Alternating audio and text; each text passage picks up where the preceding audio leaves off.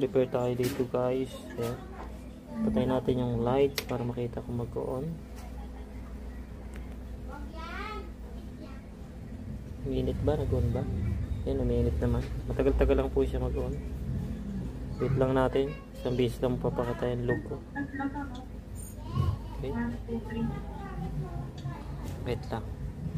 Ayan, mainit na yung CPU eh. Ayan yung PCH pa. Ayan sa likod. I-spin din yung CPU pa. Yan. Acer yun. So okay na. Success. Okay. So ayan. As you can see. Mag-spin naman yung pan. Yan. Hindi pa masyado tumigil at ano eh. Pero ikot yan. Tayo natin yung ikot. Abangan natin. Ayan. Nag-ikot yung isa. Ayan. Nag-ikot ang press. Okay na. So problem guys ito ay no power. So ito yung mga issue nyan. Ayan o. Ayan yung mga issue guys. Mga corroded, tapos mga liquid damage. Ayan, ayan ang issue. Ayan o, liquid damage sa part na to. Tapos yung thermal pad expired. Ayan. Ayan lang guys. Okay, so perfect, sporting fine.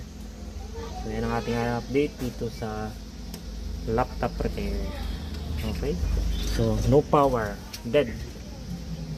Ang nakalagay dito ay ito yung sabi ng may-ari. Sabi, ayan, Nitro 5, i7. So, no power siya guys. Yan ang issue niya.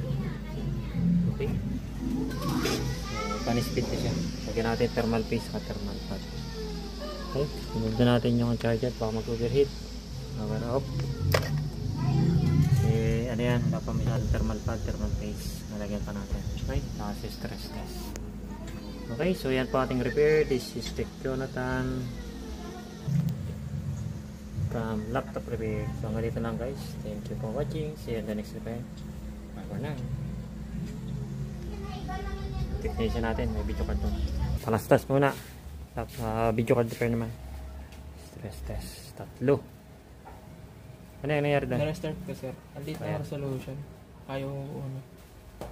Baka yung driver di pa na-detect. So, na-detect na. Okay. So yan ang ating update sa ito yung pila ng repair. Mahaba po yung pila ng repair kaya ayan po. Saka ayun po sa baba. So pasensya na po doon sa mga ano, may nagre-review kasi sa akin na ang bad reviews. Yung sinasadya daw naming habang pila pero talagang marami po yung repair kaya wala po akong magagawa. Nag-reviews na kayo ng bad, wala akong magagawa. So ano nyo naman yan eh. Basta sa atin, mahaba talaga na lang pila ng repair eh. Wala tayong magagawa. So yan po, dito ang